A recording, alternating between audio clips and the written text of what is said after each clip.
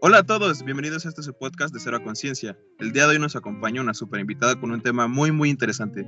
¿Quieren saber de quién se trata? Comenzamos. Pues para comenzar quiero saludar a mi personal amiga Jazmín Valeria. ¿Cómo estás? Estoy muy bien, ¿y tú cómo estás? Excelente. También nos acompañan Shahid. ¿Qué tal estás, carnalito? ¿Qué onda, David? Aquí andamos con toda la actitud. Eso. También está Noé. ¿Qué tal, David? Un gusto volver a verte. Y también nos acompaña Gali. ¿Qué tal estás? ¿Qué onda? Muy bien, gracias. ¿Y ustedes qué tal? Todo muy bien. Ahora sí vamos a pasar al plato fuerte. Vale, preséntate, despláyate, cuéntanos quién eres, qué haces y a qué te dedicas. Bueno, mi nombre completo es Jazmín Valeria Figueroa Núñez. Estoy en el último semestre de la carrera de biología. Mi proyecto de tesis lleva por nombre Importancia Cultural de los Jumiles en Taxco de Alarcón. Y bueno, las ramas en las que más me especializo, las dos ramas que más me especializo es divulgación científica y etnobiología.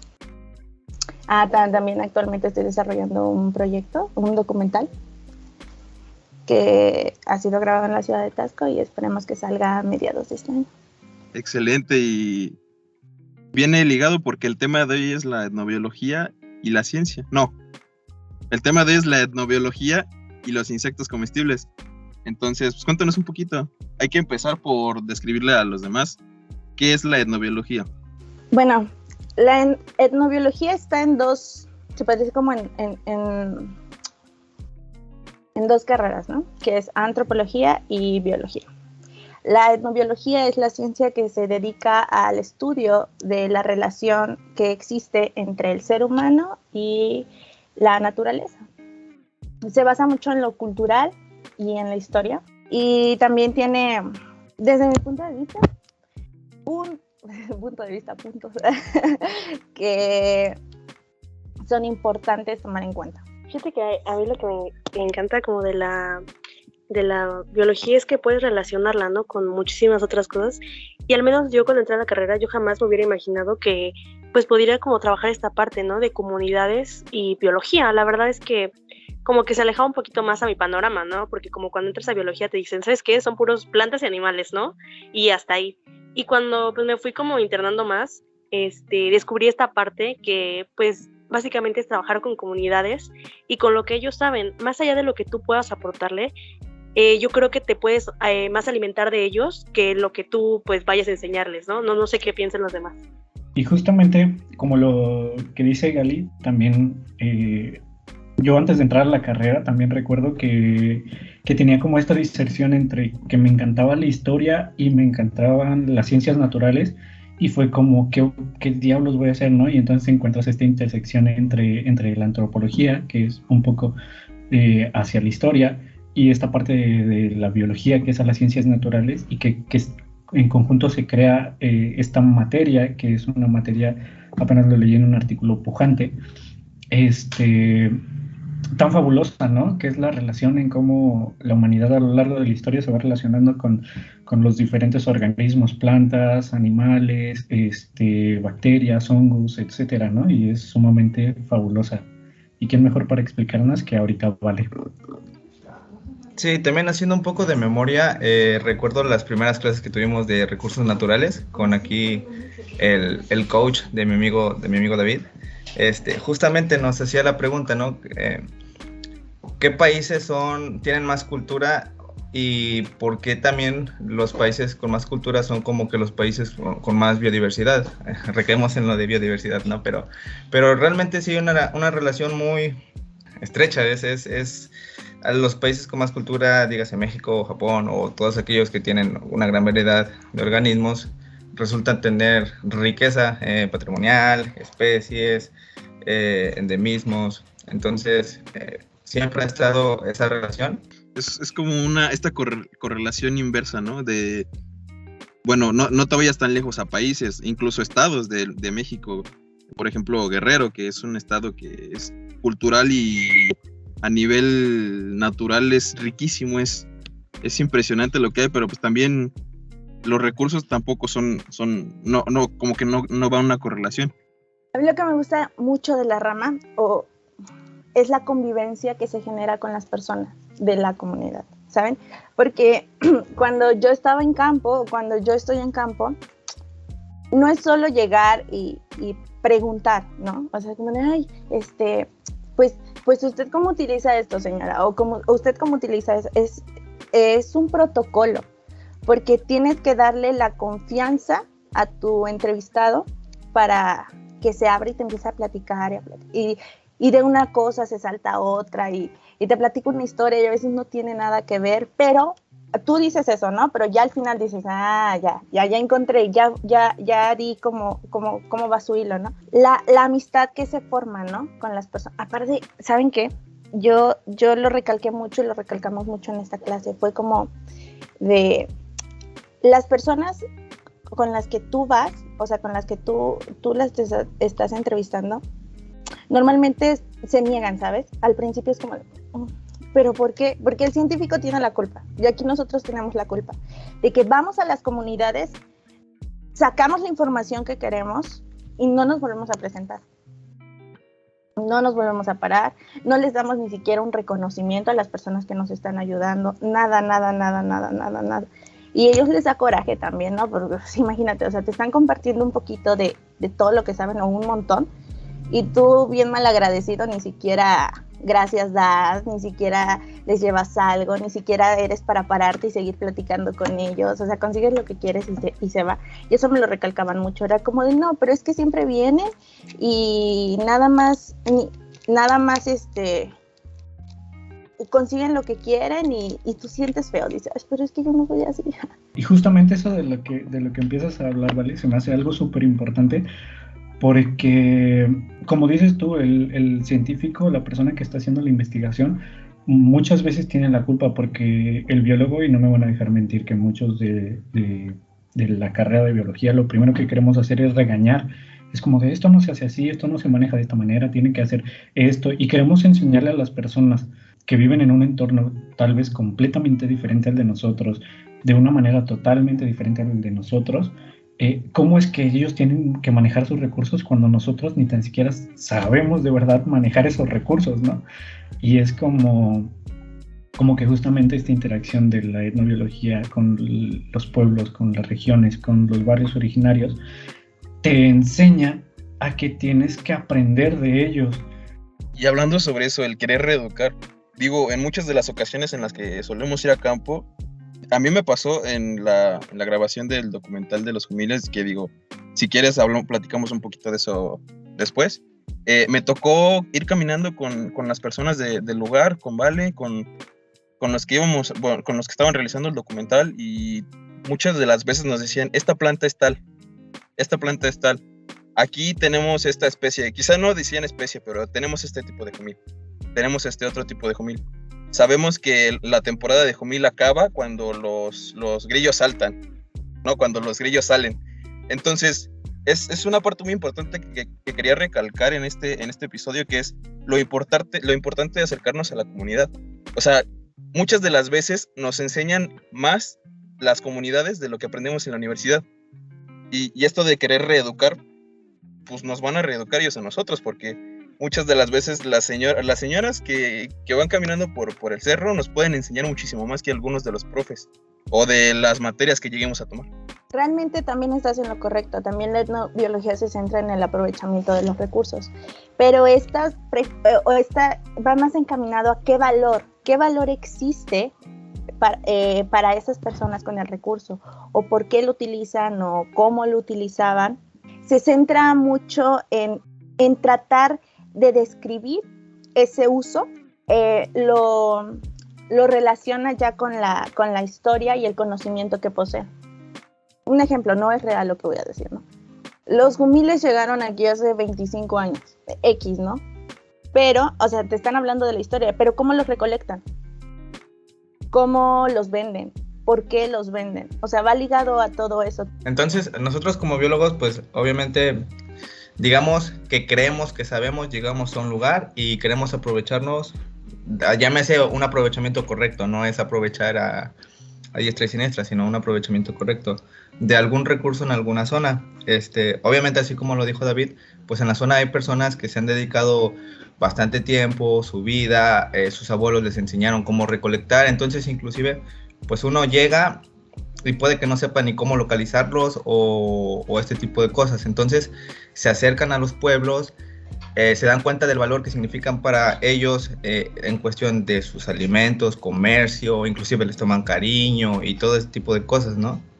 Sí, para eso iba, y remonta mucho a lo que dices, y aquí me voy a regresar un poquito.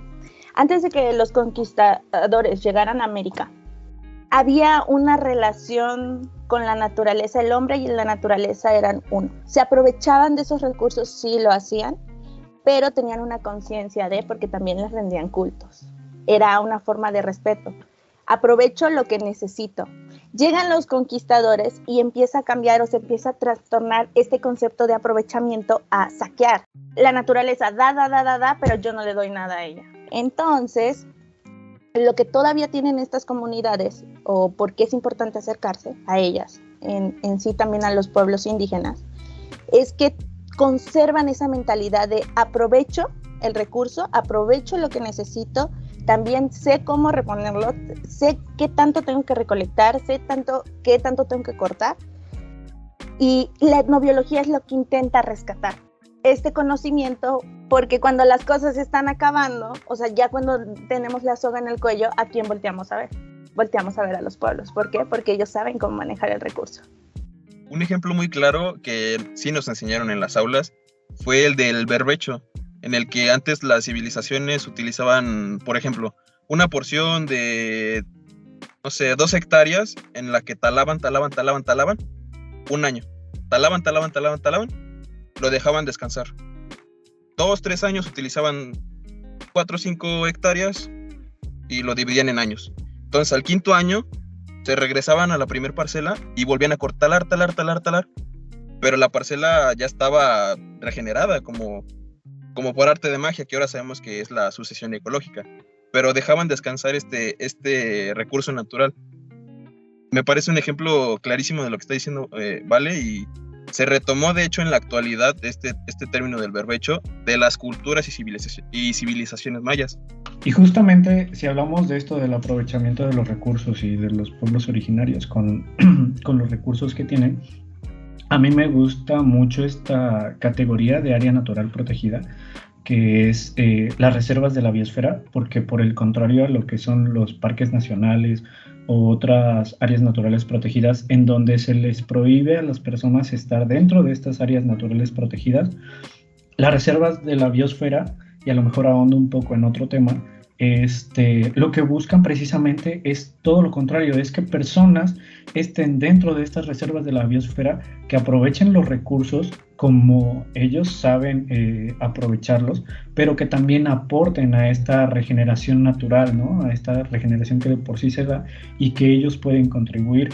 Entonces justamente la etnobiología bien trabajada en una comunidad, haciendo intervención, platicando con la gente, viendo cómo manejan sus recursos, investigando y generando propuestas, porque eso es importante dentro de la etnobiología, es también generar algún producto, alguna propuesta, puede lograr muchas cosas, ¿no? Yo creo fielmente en eso.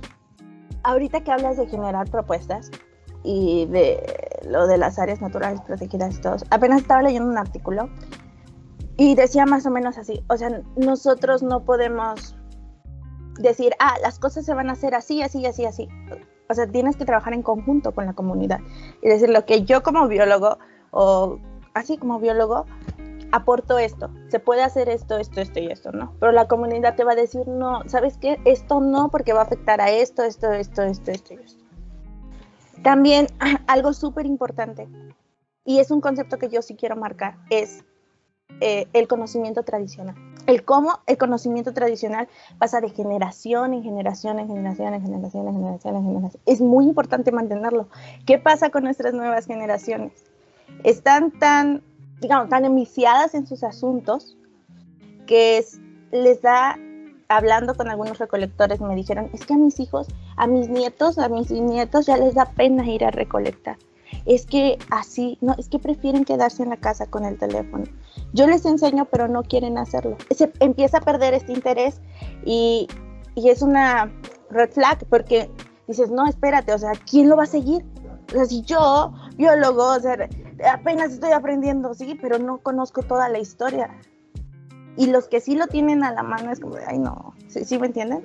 Fíjate que ahí en este contexto como que sí te entiendo y coincido, pero también está la otra parte, ¿no? Como que, pues como familiar, como todo eso, sabes que no es muy bien remunerado, como que no hay tanto dinero ahí, ¿no?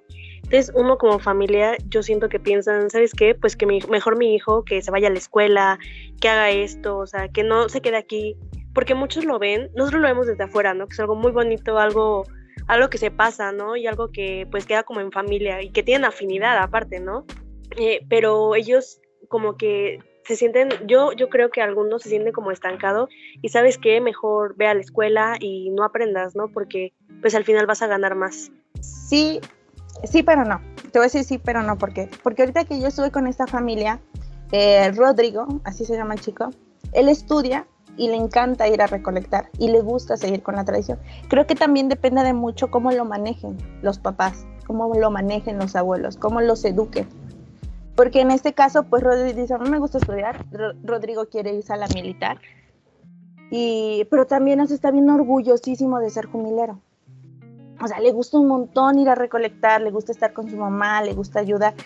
Y yo lo hablé con Selene, le dije, ¿por qué pasa esto? Y me dice, Selene, mira, depende mucho la educación. Nosotros se lo inculcamos a Rodrigo, pero nunca le dejamos de decir, oye, no vayas a la escuela, oye, tienes que entrar, ¿sí? Y ya, por ejemplo, con doña José, que es la matriarca de ellos, la matriarca. La jefa. La jefa, la que sabe un montón. Ella bien sincera, ay, no, a mí no me gustaba la escuela y yo prefería irme al cerro. O sea, yo digo que también ya depende mucho de la educación que los hijos, que los papás implementen a los hijos y el cómo le hagan ver este contraste. Y también yo creo que un factor importante que repercute como en el paso de generación en generación de las tradiciones, yo creo que es importante como el contexto en el que viven estas poblaciones, ¿no? Porque habrá algunas comunidades en las que tal vez las personas más jóvenes vean probablemente denigrante, ¿no? La labor que hacen sus abuelos o sus papás, o tal vez a lo mejor ellos no lo vean denigrante, pero a lo mejor sus compañeros en la escuela, a lo mejor amigos o ese contexto, les sean a lo mejor hasta en tono de burla, ¿no? Probablemente, no, es que tu papá se dedica a esto y no, eso no está chido. Qué mal rollo, red flag. Porque en realidad es un trabajo y una labor, la de todos estos pueblos originarios, pues sumamente fascinante, ¿no? Y muy enriquecedora culturalmente, y ahorita lo estamos viendo con la etnobiología, también muy bueno para los recursos de la gente en donde viven. Pues sí, al final de cuentas sería inculcarle las tradiciones, por ejemplo, a las personas que se dedican a eso, que sí le enseñan las tradiciones, pero también transmitirle los valores del por qué se hace, ¿no? Y solo encargarnos también de nosotros como sociedad a reconocer y apreciar eso que hacen esas personas. Yo siempre he dicho, pongámonos en lugar de extranjeros con una comunidad, ¿ok? Somos extranjeros en la comunidad. Somos unos gringos que llegaron a la comunidad y están admirando el paisaje de Día de Muertos. Así nos debemos de sentir con nuestros recursos. Así, porque al final se relacionan con las tradiciones que ellos tienen. O sea, es una forma de admiración. Y yo, aunque soy de la comunidad y he estado mucho tiempo, o sea, toda mi vida aquí, llegué con ellos y fue como de, ay, me puse en el lugar de extranjero. Dije, yo no sé nada, a mí se me borra todo. Y iba con la mentalidad como de, Día de Muertos, ¿sí me entienden? O sea, es como de, yo soy extranjero y voy a vivir el Día de Muertos en Taxco, el Día de Jumil en Taxco. Y lo ves desde otra perspectiva y dices, ay, ya. Creo que eso también nos falta a nosotros, ¿no? Ponernos como en los zapatos de esas personas y... No en los zapatos, bueno, también en la mentalidad. Y en vez de estarlos juzgando, preguntar. Y más que nada nosotros que somos los que obtienen los bienes. Ellos lo recolectan y lo venden. Pero pues ¿quiénes lo compramos? Pues nosotros. ¿quién más es jumilero en el Cerro de Tasco? Pues nosotros, ¿no?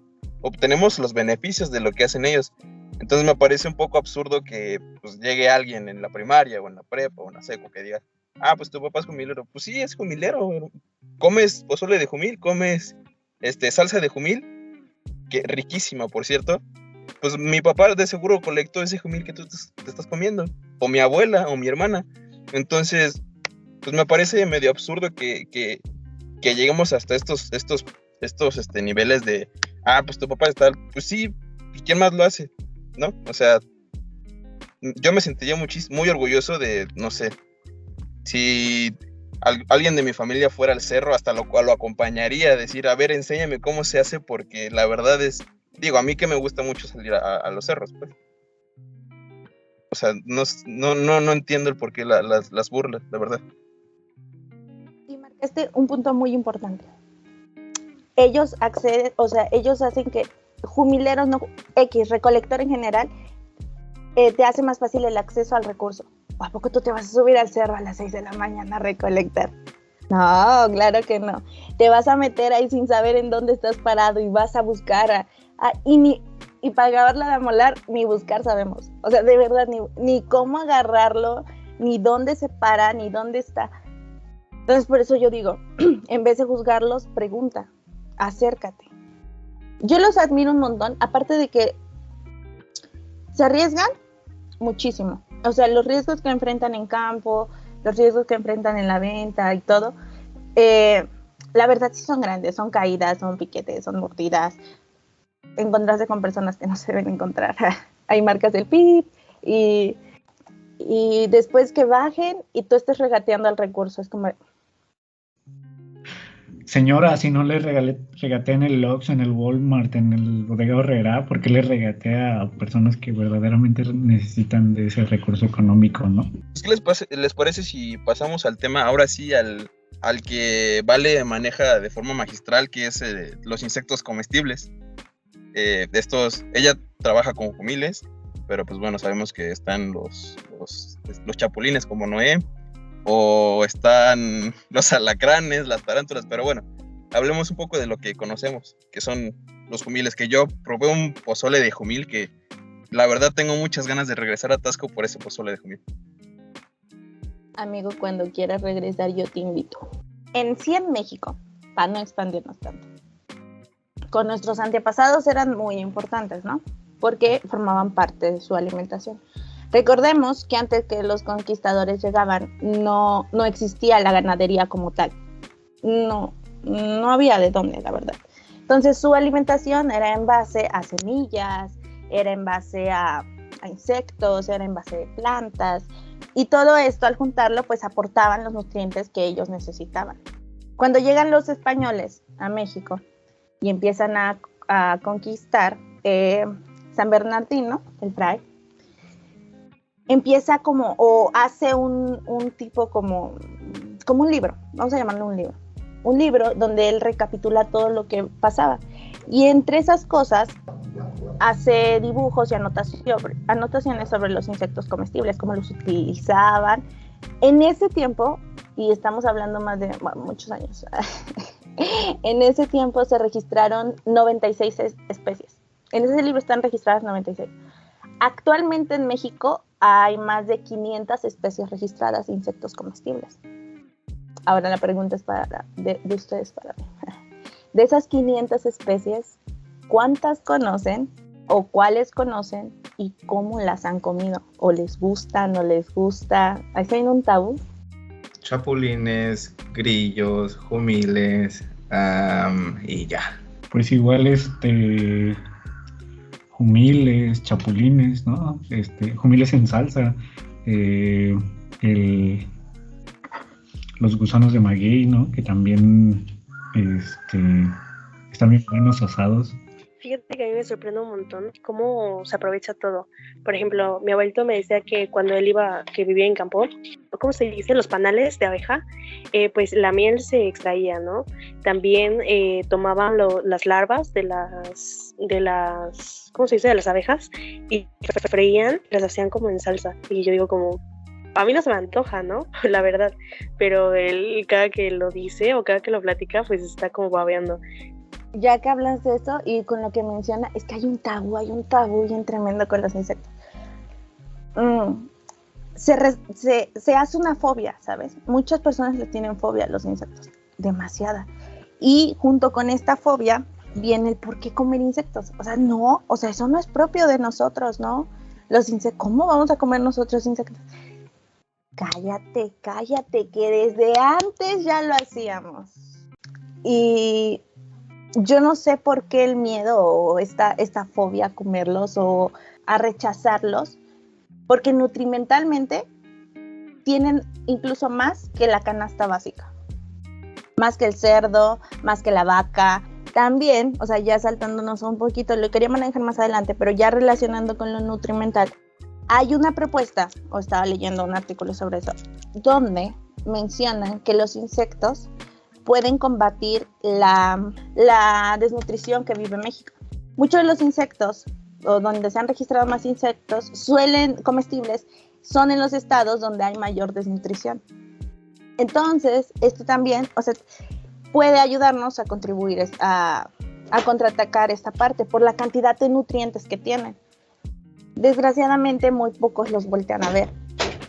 Pero en el extranjero son codiciados, o sea, los insectos en el extranjero son otra onda. En Japón te pagan hasta $400. Hay una sal de jumín, aquí se hace una sal de jumín.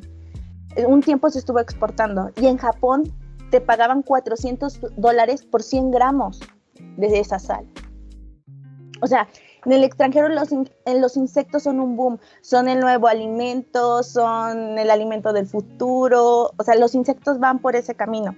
Y justamente esto que dices, Vale, es muy importante culturalmente y es algo de lo que nos tenemos que sentir orgullosos, porque en realidad la gastronomía en México sí es súper variada, ¿no? E incluso tal vez de Taxco a otro pueblito de ahí de Guerrero pueda variar el cómo preparan un solo platillo, ¿no? Ya ni se diga de frontera de un estado a otro estado, es súper variadísimo. Nada más, pues no hablemos de los manjares de Tlaquiltenango, que le ponen huevo duro al pozol. No lo recomiendo, la verdad. No es cierto, carnalito. No lo has probado. Y sí es súper variado y repito, es algo de lo que nos tenemos de sentir orgullosos, ¿no? Toda esa cultura que tenemos y justamente con lo que decía Noé al principio, que está relacionado, ¿no? La diversidad cultural que tenemos junto con la diversidad natural que también posee México, ¿no? Y sonará cliché de todos los biólogos de México, que México es un país mega diverso, ¿no? Ni se diga. Eso iba a tocar en general. Los insectos comestibles, la mayoría tienen propiedades medicinales. Los humiles nunca los había probado en mi vida, pero me llevó hasta Taxco y mi cosmovisión me llevó a lugares que no conocía yo. Me encantaron, la neta me gustaron mucho. Hermano, si necesitas que te presente una tasqueña y te quieres casar para venir a comer los humiles que quiero, mira, yo te la presento. Necesito. Muy pocas veces doy estas ofertas. Bueno, pues vamos a terminar el podcast. La verdad es que estuvo muy padre. Y pues nos llevamos como una conclusión bonita, ¿no? La etnobiología pues es enriquecedora. No solamente como ya decíamos, son plantitas y animales, sino también se acerca a esta parte que es muy bonita, que es como trabajar con la comunidad.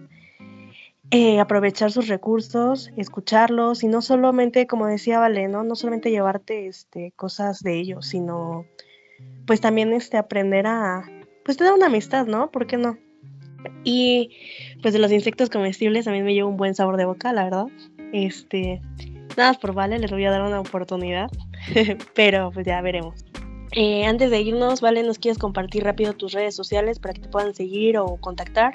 Pues voy a dar en el equipo que estoy, Descubriendo Vida, en Instagram y en Facebook. Y también, pues las mías, si te conozco te acepto. No es cierto, amigos. En Instagram me pueden encontrar como Valnun28. Cualquier cosa por Instagram. Cualquier cosa me avientan un jumil y ya yo contesto. Yo ahí les caigo. Ahí les caigo. Donde haya jumiles, yo estoy. Y bueno, a nombre de David, Shahid y Noé, les damos las gracias. Bye. Hasta luego. Adiós.